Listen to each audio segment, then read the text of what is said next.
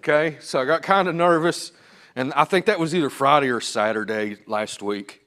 And Monday, over the weekend, I was like, Lord, show me a way to get this and get it out in a way that's easy to understand. I don't confuse anybody, and I don't even confuse myself, because a lot of times when I get excited, I start to move really fast, and my mouth starts to move faster than my brain, and it's just not fun. So we're going to talk, and I believe God that showed me a way to get this out and in a way that everybody can understand it.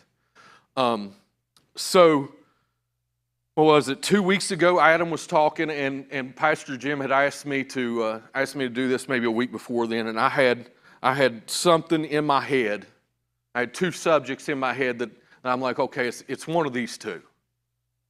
And so then Adam starts talking. He starts talking about Moses and Moses coming out of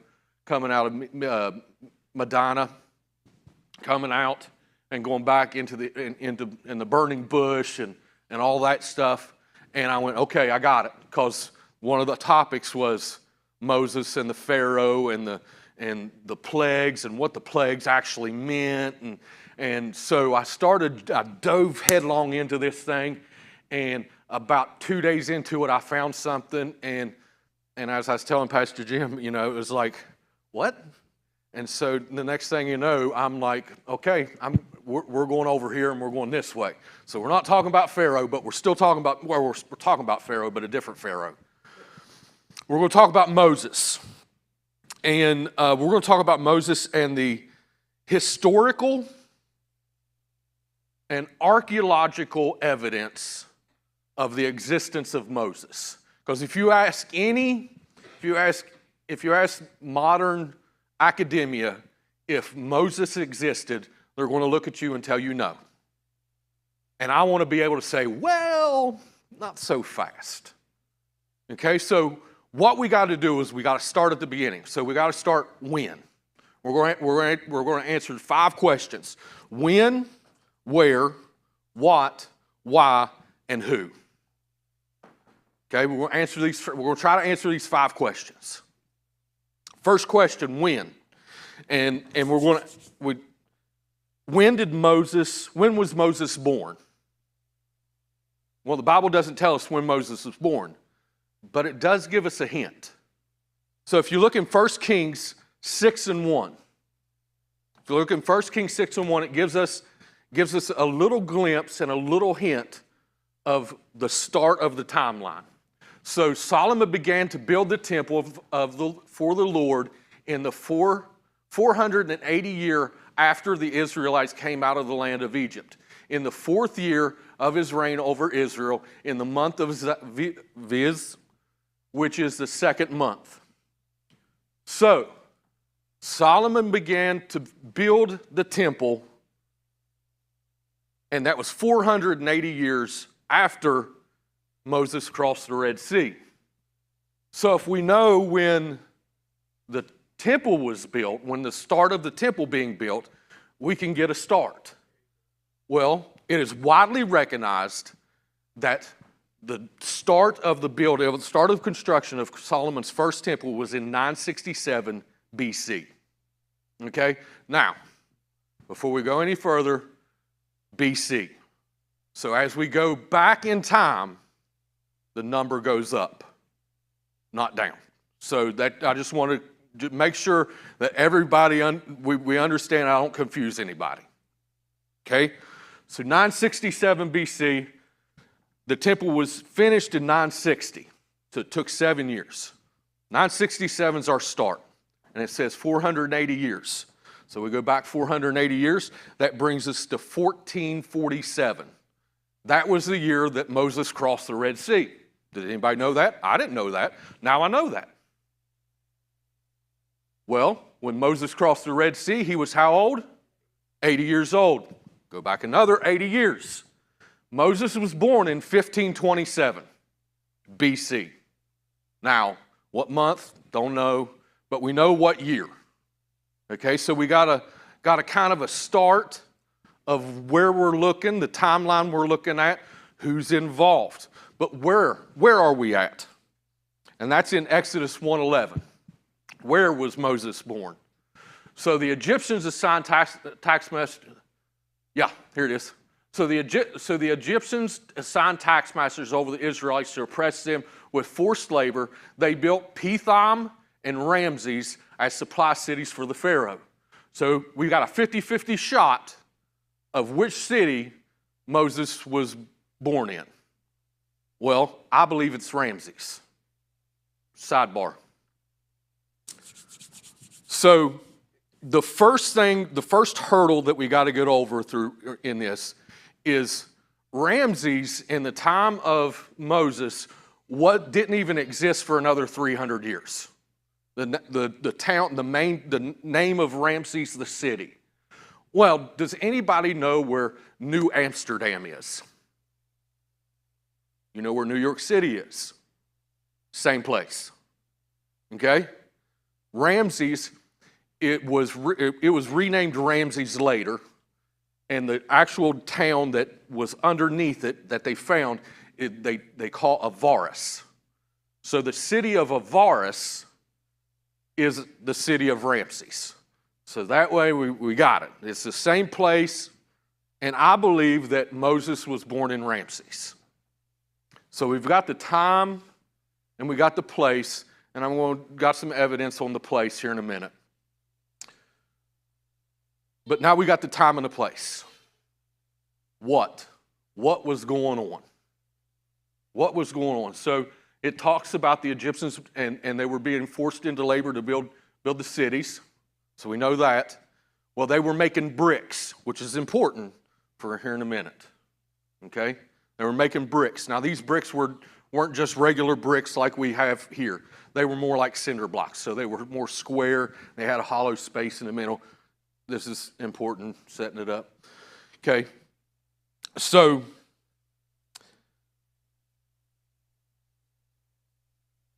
let's see, where am I at? Okay. What? So we've got what? Here we are, sorry. So there was, the Pharaoh also at this time was looking around and seeing that the Hebrew people were growing and growing and growing and growing and had been growing and growing and growing. And he's starting looking around going, we might have a problem. We need to do something about this. Now, why did he think this? Well, we got to go just a little bit further back in time. Okay, we're in the 18th dynasty here in 1527. We're going to go back to the 15th dynasty in Egypt. Okay, so the 15th dynasty in Egypt, there was a group of rulers called the Hyksos, and the Hyksos means foreign rulers. And so what had happened was, so as Joseph was bringing the grain and storing up the grain, all these immigrants started flooding into lower Egypt, into the Goshen Valley, into the Nile Delta, and they started growing in multitudes. And these guys, finally they were like, you know what? Let's take over. And so they staged an immigrant revolt, and they took over lower Egypt. And they were extremely brutal to the native Egyptians, which they would probably included the Hebrews with them, because they'd been around for almost 200 years. At what point do you look at yourself as a native? Okay? Or what point does somebody from the outside look and say, that guy's a native? We've been here for 250 years. I'm a Native American. Okay? So they have these rulers, and these rulers are absolutely brutal. I'm talking cutting off hands and putting them in pits, and I'm just brutal to the Egyptians. Well, there's a guy by the name of Moses, and he was the king of Upper Egypt, and he come out and he drove out and defeated the Hyksos rulers and drove them out of Egypt and combined the two kingdoms, Upper and Lower Egypt, under one government, under one king, under one pharaoh, and he was the pharaoh. And Thutmose I, who was the Pharaoh at Moses' time, was the guy wanting to kill the babies, who looked around and said, man, these guys are getting big, and if they might combine with our enemies and destroy us. So this was fresh in his memory of what had just happened. And so it was fresh in his memory. So he's looking and he's like, which supports the Bible's claim that the babies were killed. Well, what else? So there's a archaeologist named Manfred Vitek. Okay, he's Italian. And he was excavating there and doing a dig in Avaris, Ramses. And what he found supports this. So at the level of the dig where it would have been in 1527, he found an unusual amount of infant bodies. So unusual that out of all the bodies that you find at this time period, over 50% were infants. Okay? So, and where did they find these infants? Which gives us a clue whose infants they were. They found them inside the bricks. It was the only place they had to, and and they were wanting to take them and throw them into the Nile. So we got to do something with them to keep them. We want to give them a proper burial. We don't throw them in the Nile. So they were putting them in these bricks and putting them into the walls and under the walls, and that's where they find all these infants.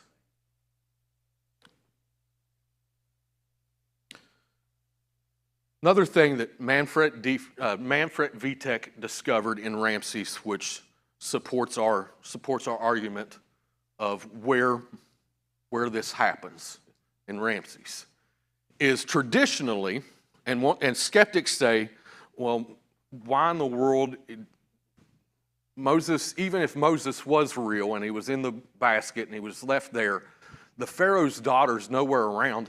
The palace for the Pharaohs are either in Memphis or Thebes. There's no palaces in Ramses. Well, Manfred Vitek found that Thutmose I moved his capital city to Ramses. His back porch walked right out onto the Nile River. So not only are we when, we're where, and we got what and why all together. Okay? And everything supports what the Bible says in 1 Kings and in Exodus. Okay, you ready? Now here's where when I found this happened. Okay, I love history, y'all. Pam can tell you, if there's not a baseball game on, I've probably got a history documentary on about World War II or Egypt or something. I love it. Okay, and as we go through this and we start to learn about when and where and how, it becomes more real to me, more tangible. You know, and like I've watched documentaries on some of the people that I'm getting ready to talk about, and I'm watching them, and now that I'm learning that this was the person that was the Pharaoh's daughter. Like, I've seen where she was buried. I've seen the body the mummy that they believe is her. You know, it's like, this is real stuff, y'all. This isn't a story anymore. This is real. Now it's historical. It's not you know, it's not a myth or it's not something. This is real. Who? Now the rest of this comes from an article that was written in March of 2024. Okay, and it was written by Armstrong Institute of Biblical Archaeology. So if you want to go back and read this, if you want to go, I suggest you do it. There's way more information in it than I can convey in, you know, half hour. Okay, there's lots. I had to read it 3 or 4 times, and every time I was like, oh, I didn't see that. But just absolutely amazing to a history nerd like me. Okay, and the title of this article, if you look it up, you can go to armstronginstitute.org, and you can look it up. And the name of the article is This Moses?" Okay? So, the Pharaoh at this time, I've already said his name, Thutmose the First. Okay? He's not, I don't want to say his grandson is considered the greatest pharaoh of all time. But, he's somebody. But now, does this pharaoh even have a daughter? So would he even have a daughter? Well, it just so happens he does. And she is actually kind of a famous daughter. You might recognize her name from the movie The Mummy. Her name is Hatshepsut. If you recognize that name, I know I do. She has got this magnificent, gorgeous, huge cemetery, mortuary area. That's like if you've seen a picture of it, you're like, I think I recognize that, which I did. But so she was fully royal. At this time, a lot of the pharaohs, most of them weren't fully royal. They were they had a royal father, but their mother wasn't of royal bloodline. But Hatshepsut was fully royal. Her mother was royal, and so was her father. And she made this very clear in her inscriptions at her cemetery mortuary complex. She made sure that she put on there, "I'm fully royal." Fully royal. It was inscribed all over the place. Let's see some of the other ones. Other inscriptions like "My spirit is inclined to foreign people." Okay? Heart full of love. She was an extremely kind and empathetic person. She loved people. There are reports of her and how great she was with foreign dignitaries and just the diplomacy. As not only that, she was one of only 2 female pharaohs of any time. One of 2. So this fits the kind of person that would probably find a baby and go, "I'm going to take care of her." Here's the kicker. At the time of Moses' birth, she was 10 years old. Okay? So, what did the Bible say? When they found the baby, they took the baby and they gave it back to the mother to raise, which fits, because she couldn't do it. And then at a later date, it doesn't specify how long that time was. At a later date, she brings him back and gives him back. Okay. This is where it okay, for me. There is a man. Is there anybody in Egyptian history that is Moses? Well, if you ask modern academia and scholars and archaeologists, if you ask these guys, is there any proof of Moses? Is there anybody that's Moses? And they're going to say no. Well, there is a guy, and his name is Senenmut. Senenmut.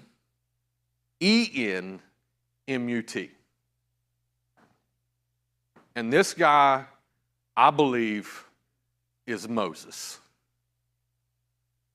Now, Egyptian leadership at this time, they were often referred to as multiple names. So you had Thutmose the First, and he had one of his names is Nephra something. It's about this long, and I can't pronounce it. And then Hatshepsut had a different name, and Akhenaten had a different name, which makes it kind of difficult when you're trying to cross-reference and trying to figure out who's who and what's what and all this good stuff. But so Moses having 2 names wouldn't be out of the ordinary for someone of great stature and royal leadership. So is it possible? Egyptian records clearly show this man was decidedly non-royal and common in origin. This is talking about Senumut. Yet by the end of his life in Egypt, prior to his mysterious disappearance in the early 1480 BC, he had risen to the highest ranks of Egyptian society. The prince is referred to commonly as Senumut. Author and investigative journalist Scott Allen Roberts identifies this individual as Moses. So does Antonio Castro. He is an Italian archaeologist. Senumut lived under the gracious and benevolent eye of Hatshepsut, despite their nearly 10 years age difference between them. Okay? So, this is telling me that Senumut is also 10 years younger than Hatshepsut. Who do we know that is 10? Moses. Moses was 10 years younger than Hatshepsut. Okay? I believe this is a case lays out that these two guys are the same person. Okay? Now we're going to look at military exploits. Now I'm just pulling out, there's a lot more in here that combines them. I'm just pulling out some key points. Okay?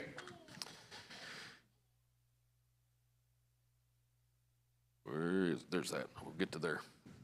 So, military exploits. Senumut appears to have risen in rank to brigade commander. He participated in military campaigns in Kush, which is Egypt. So he has this, he was a pretty bad dude in the military to make it all the way to brigadier commander, which is, I think I read something about it being almost equal to brigadier general. So very high ranking. And he'd done this by the age of 20. Okay? So who else do we know that had some military? Did Moses have military background? There is only a hint given in Numbers 12 about Moses' military. But in Josephus, the book, in Josephus' book, he dedicates an entire chapter to Moses' exploits in where? Ethiopia. So it melts. A similar account comes from Jewish historian, I'm going to butcher this name, Artapanuus. Okay, so there is proof out there that not only did Senumut have military exploits and military rank and a bad warrior, so was Moses.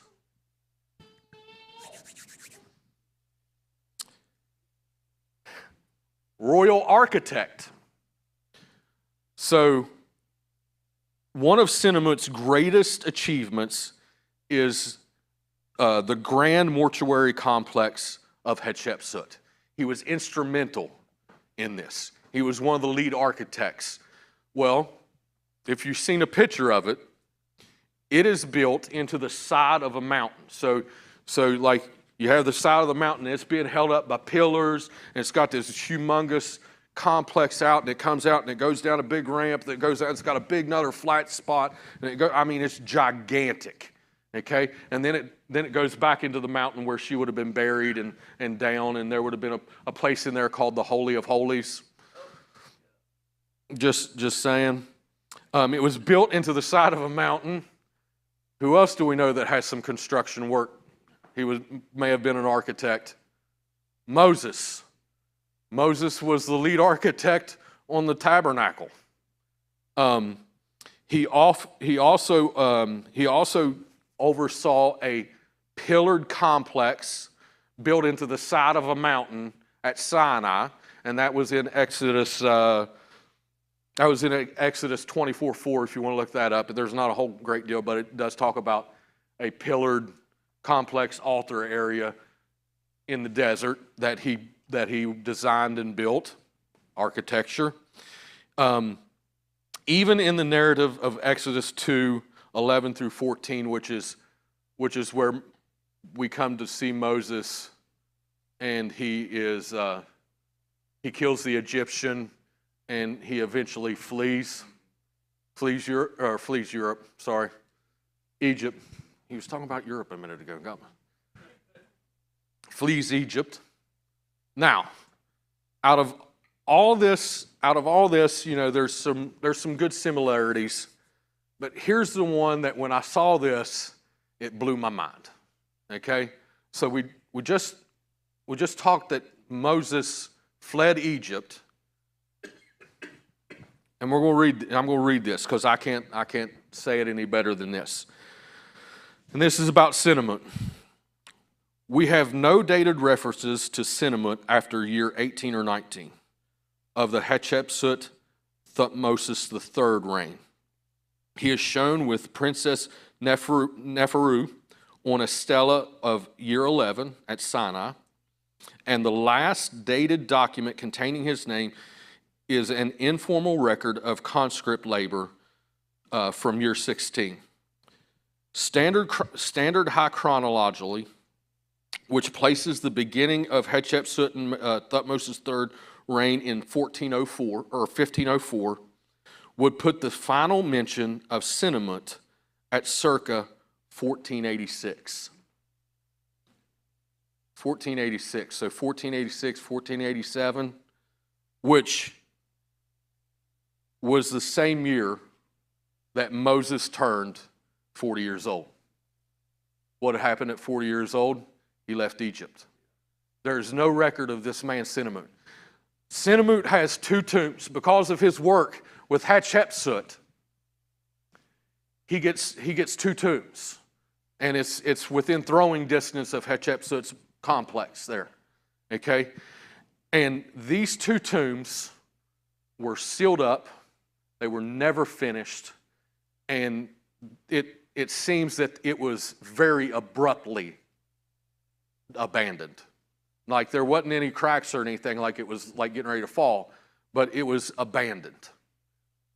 There was chips from the sarcophagus that the workers were building right there. They're still on the floor. Tools, the plans for the tomb, they were all inside, and it was sealed up. And this guy disappeared in the same year that Moses did. Is this guy Sennamerut Moses? I'm inclined to say yes. I believe the case has been made very well. Now, why is there,